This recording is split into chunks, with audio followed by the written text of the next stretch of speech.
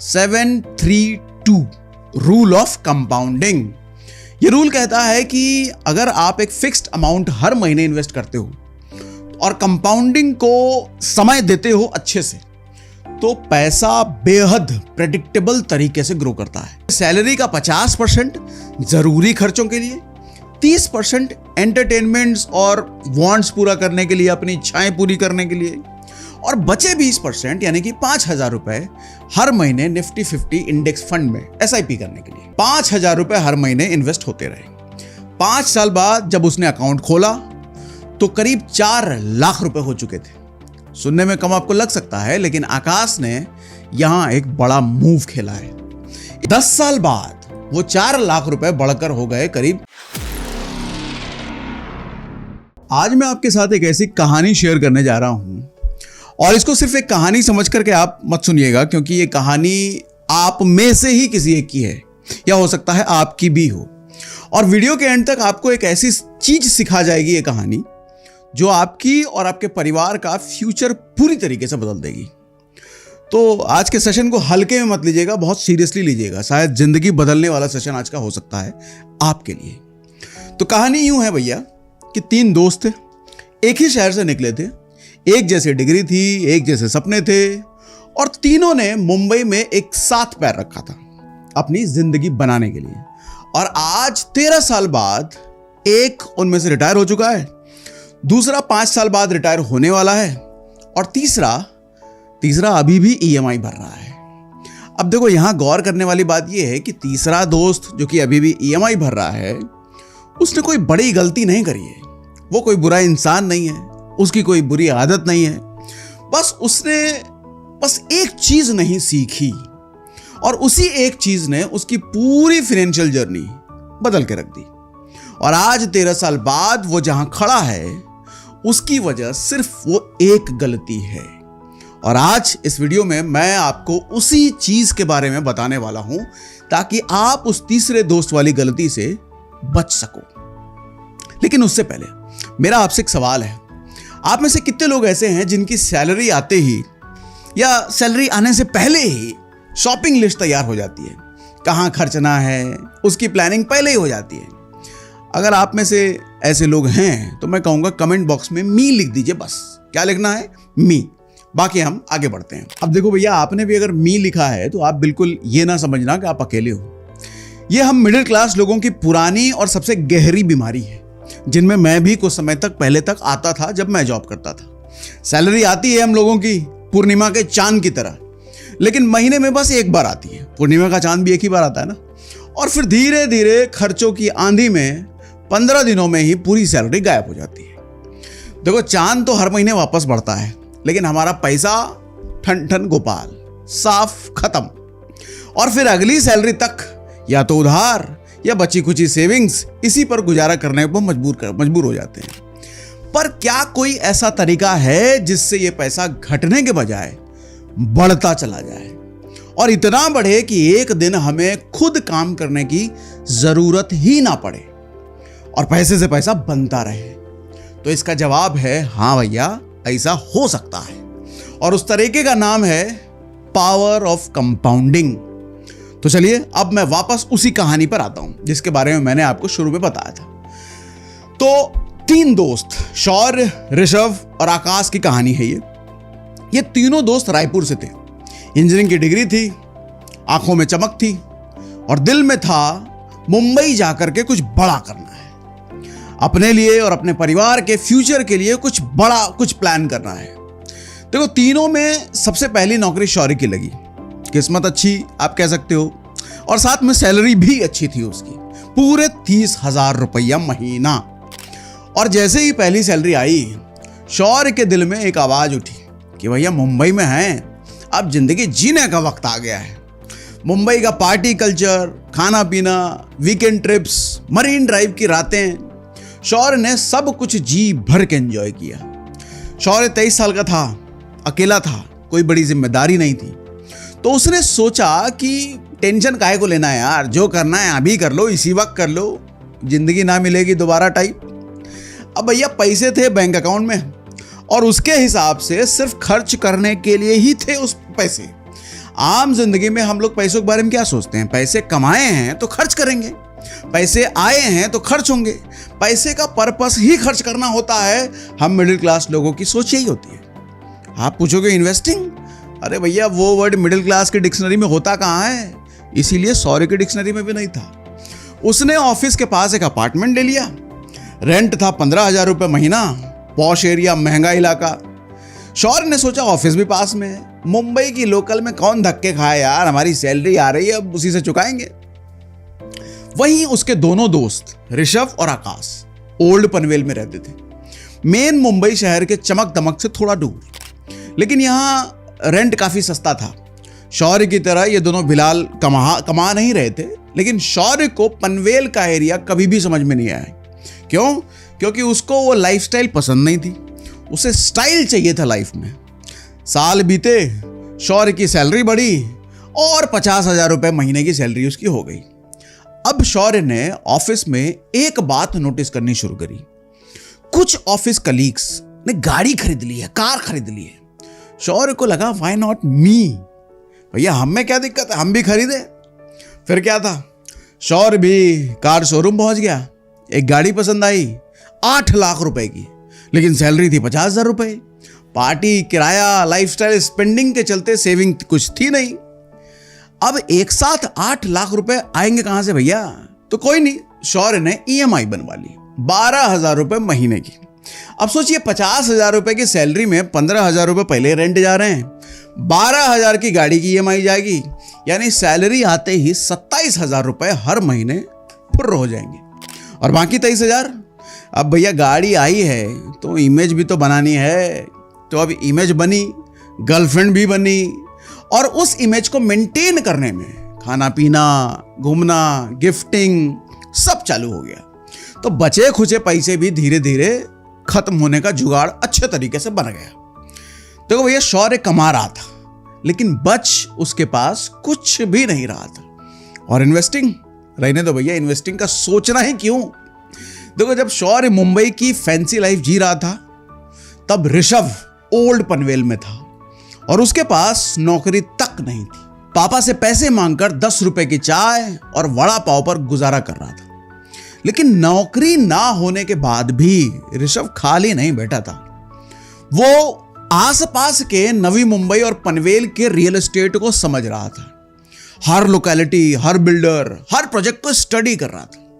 और एक दिन उसे ऐसी बात पता चली जो उस समय बहुत कम लोग जानते थे, कि नवी मुंबई अगले 10-15 सालों में बड़े पैमाने पर डेवलप होने वाला है, मेट्रो आने वाली है, और ओल्ड पनवेल जहां वो रहता था वो इसी ग्रोथ जोन में है। तो ऋषभ ने समझदारी दिखाई, दिमाग लगाया। ऋषभ ने तुरंत एक रियल एस्टेट कंपनी में नौकरी पकड़ ली। सैलरी बहुत कम थी, 15,000 रुपये महीना, लेकिन उसे सैलरी चाहिए नहीं थी, सैलरी के लिए उसने ज्वाइन नहीं की थी, उसे इंफॉर्मेशन चाहिए थी। और जब उसे एक ऐसे प्रोजेक्ट के बारे में पता चला जहां कंस्ट्रक्शन शुरू होने वाला था, तो उसने तुरंत पापा को फोन मिलाया। बोला, पापा 1 लाख रुपए चाहिए, पनवेल में एक प्रॉपर्टी है, ये एरिया अगले 10 साल में पूरा का पूरा डेवलप हो जाएगा और हम पूरी तरीके से फाइनेंशियली फ्री हो सकते हैं। अब देखो भैया, हम लोग इंडियन फादर हमारे इतनी आसानी से मानते कहाँ हैं, पर ऋषभ ने किसी तरीके से कन्विंस किया पापा को। बुकिंग अमाउंट ले ली पापा से, प्रॉपर्टी बुक भी हो गई। 2011 में वो प्रॉपर्टी बनकर तैयार हो गई। साथ में शॉपिंग कॉम्प्लेक्स आया, स्कूल आया। ऋषभ ने प्रॉपर्टी रेंट कर दी। उस वक्त प्रॉपर्टी की कीमत थी 10 लाख और मंथली रेंट था 20,000 रुपये महीना, यानी सालाना हो गया 2% रेंटल यील्ड। अब सोचिए जरा, 5 साल बाद प्रॉपर्टी की वैल्यू हो गई 30 लाख रुपए, मंथली रेंट 30,000 रुपये महीना। 1 लाख रुपए जो उसने लगाए थे, अब चुपचाप सोते हुए भी उसके लिए पैसे कमा रहे थे। कौन कमा रहा था? पैसे ही पैसे कमा रहे थे। देखो, ऋषभ की होशियारी या फिर अकलमंदी देख के यहां वॉरेन बफे की वो बात मुझे याद आती है जो मैं कभी नहीं भूलता। If you don't find a way to make money while you sleep, you will be working till your last breath. मतलब, अगर आप सोते हुए पैसा नहीं बना पा रहे हो तो आप अपनी आखिरी सांस तक कमाने का काम करोगे। फिर ऋषभ को यह बात देखो समझ में आ गई थी। बिना किसी फाइनेंस के कोर्स के। अब यहां तक आपको यह लग रहा होगा कि ऋषभ को क्या गजब समझ है यार पैसों की। लेकिन ऋषभ ने यहां एक बड़ी गलती की जो आपको कभी नहीं करनी है। ऋषभ इन्वेस्टमेंट तो कर रहा था, मगर अपने इन्वेस्टमेंट को उसने सिक्योर करने का कभी नहीं सोचा। मतलब एक छोटा सा आपदा भी अगर उसकी जिंदगी पर आता तो उसका पूरा इन्वेस्टमेंट प्लान चौपट हो सकता था। कौन सी आपदा? अब मान लीजिए कल को भगवान ना करे ऋषभ या उसकी फैमिली में किसी का एक्सीडेंट हो जाता, कोई भी बड़ी बीमारी हो गई, तो क्या होगा? बैंक अकाउंट से लेकर के सेविंग तक सब कुछ खर्च हो जाएगा। घर बार, जमीन, जायदाद सब बेचने की नौबत आ जाती है जब ऐसा होता है तो। और ऐसी सिचुएशन से बचने के लिए ऋषभ को भी और आपको भी पहले से तैयारी करके रखनी चाहिए। और यह तैयारी है अपने और अपनी फैमिली के लिए हेल्थ इंश्योरेंस और टर्म इंश्योरेंस लेकर के रखना। देखो, हॉस्पिटल के बड़े बड़े बिल भरने से अच्छा है कि हर महीने 400-500 रुपए का प्रीमियम दो और जरूरत पड़ने पर लाखों करोड़ों का कवरेज ले लो। साथ ही इसमें आपको डेडिकेटेड रिलेशनशिप मैनेजर मिल जाता है, 30 मिनट क्लेम सपोर्ट मिलता है। देखो, इलाज के खर्च और परिवार की जिम्मेदारी को हेल्थ इंश्योरेंस को ही बैलेंस करने दो, उसको अपनी सर पे मत लेके घूमो। अपने इन्वेस्टमेंट को सेफ रखो। कल को किसी तरह का हॉस्पिटलाइजेशन हुआ, हॉस्पिटल इंश्योरेंस कंपनी की जिम्मेदारी है वो हॉस्पिटल का बिल भरने की। और इसमें आपको कैशलेस ट्रीटमेंट मिल जाता है, ईयरली चेकअप मिलता है, नेटवर्क फैसिलिटी जैसी सुविधाएं मिल जाती है। अगर आपके पास कॉर्पोरेट इंश्योरेंस है तो यह मत सोचिएगा कि वो काफी है, क्योंकि उसमें कवरेज काफी कम मिलता है और नौकरी बदलने पे वो खत्म हो जाता है। इसलिए जरूरी है कि पर्सनल हेल्थ इंश्योरेंस लीजिए। अब बात करते हैं दूसरे इंश्योरेंस के, टर्म इंश्योरेंस। देखो, ये जो फाइनेंशियल प्लानिंग हम करते हैं ना, या जो ऋषभ कर रहा है, किसके भरोसे? खुद के ही भरोसे ना। एक मिनट के लिए सोच करके देखिए कि अगर कल को आप ही ना रहे तो यार, अगर जिंदगी का कोई भरोसा नहीं है तो क्या ये आपकी जिम्मेदारी नहीं बनती कि ऐसा इंतजाम करके जाएं जिससे आपके ना रहने पर भी आपका परिवार किसी फाइनेंशियल क्राइसिस को ना झेले। इस इंतजाम में आपका हेल्पिंग हैंड बनता है टर्म इंश्योरेंस, जो लाइफ इंश्योरेंस का प्योरेस्ट फॉर्म है। सिर्फ 600-700 रुपए महीना हर महीने के प्रीमियम पर आपको करोड़ों रुपए का कवरेज मिल सकता है। देखो, टर्म इंश्योरेंस वो फाइनेंशियल नेट है जो आपके घर का खर्च, बच्चों की पढ़ाई, EMI सब कुछ कवर कर लेता है। और इसका सबसे बड़ा फायदा यह है कि जितनी जल्दी आप इसको ले लेते हो उतना ही कम प्रीमियम आपको देना पड़ता है, और वही कम प्रीमियम पूरी लाइफ लॉन्ग के लिए लॉक हो जाता है। अब सवाल यह है कि बेस्ट प्लान कहां मिलेगा, सबसे सस्ता कहां मिलेगा? तो इस वीडियो के डिस्क्रिप्शन में हमने एक लिंक दे रखा है, उस पर क्लिक कीजिए, खुद कंपेयर कीजिए बेस्ट प्लान। इधर उधर वेबसाइट पर जाकर के मत सर्च करना, क्योंकि डिस्क्रिप्शन में मैंने कस्टमाइज्ड लिंक दिया है जिसके जरिए ऑनलाइन पर आपको 15 से 25% तक का डिस्काउंट मिल जाएगा। अब वापस आते हैं आगे की कहानी पर। देखो भैया, आप बात करते हैं तीसरे दोस्त आकाश की। ध्यान से समझिएगा इसको। आकाश के पास कोई प्रॉपर्टी नहीं थी, पापा का कोई बड़ा इन्वेस्टमेंट भी नहीं था। वो एक नॉर्मल मिडिल क्लास फैमिली से आता था जिसके पास सेविंग के नाम पर ज्यादा कुछ था नहीं, सिर्फ गुजारा हो रहा था। लेकिन ये सब नहीं होने के बाद भी आकाश के पास था एक रूल, और उस रूल को डिसिप्लिन के साथ फॉलो करने का पक्का इरादा बना रखा था आकाश ने। पहली नौकरी लगी एक ट्रेडिंग कंपनी में IT टेक्नीशियन के तौर पे। सैलरी थी उसकी 25,000 रुपए। वहां उसने स्टॉक मार्केट के थोड़े थोड़े नुस्खे सीख लिए, और एक दिन उसने खुद से वादा किया कि मैं 50-30-20 रूल फॉलो करूंगा, चाहे कुछ भी हो जाए भैया। यानी कि सैलरी का 50% जरूरी खर्चों के लिए, 30% एंटरटेनमेंट्स और वांट्स पूरा करने के लिए, अपनी इच्छाएं पूरी करने के लिए, और बचे 20% यानी कि 5,000 रुपए हर महीने निफ्टी 50 इंडेक्स फंड में SIP करने के लिए। क्योंकि वो स्टॉक मार्केट ट्रेडिंग वाली कंपनी में काम कर रहा था, वो जानता था कि निफ्टी 50 हिस्टोरिकली सालाना 12% तक का एवरेज रिटर्न दे देता है लॉन्ग टर्म में। तो उसको ये मालूम था, कन्विक्शन था, तो पैसा यहां लगाना उसके लिए अकलमंदी थी। अब आकाश के 5 साल तक हर महीने बिना एक बार भी नागा किए, मतलब एब्सेंट किए, 5,000 रुपए हर महीने इन्वेस्ट होते रहे। 5 साल बाद जब उसने अकाउंट खोला तो करीब 4 लाख रुपए हो चुके थे। सुनने में कम आपको लग सकता है, लेकिन आकाश ने यहां एक बड़ा मूव खेला है।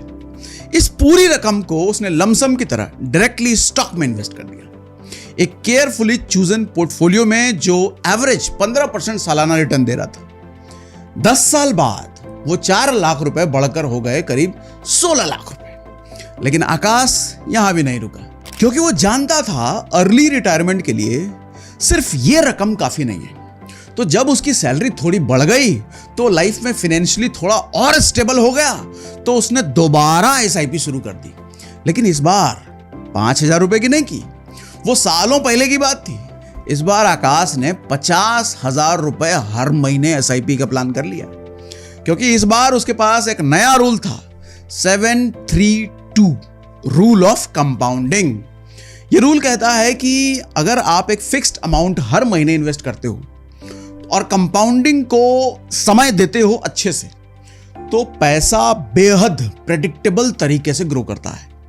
जब आकाश ने 12% एवरेज एनुअल रिटर्न मानकर कैलकुलेशन किया था, तो उसकी कैलकुलेशन कुछ ऐसी थी कि पहले 7 साल में वो करीब 65 लाख रुपए बना पाएगा, और फिर अगले 3 साल में यानी कि 10वें साल तक उसका कॉर्पस करीब 1 करोड़ 15 लाख से ऊपर चला जाएगा, और फिर अगले 2 साल में यानी कि 12वें साल तक उसका टोटल करीब 1 करोड़ 60 लाख हो जाएगा। अब देखो, ये कैलकुलेशन और फिगर्स आकाश को एक बात का प्रॉमिस कर रहे थे कि उसकी मेहनत और अनुशासन उसकी फ्रीडम का टाइमलाइन था।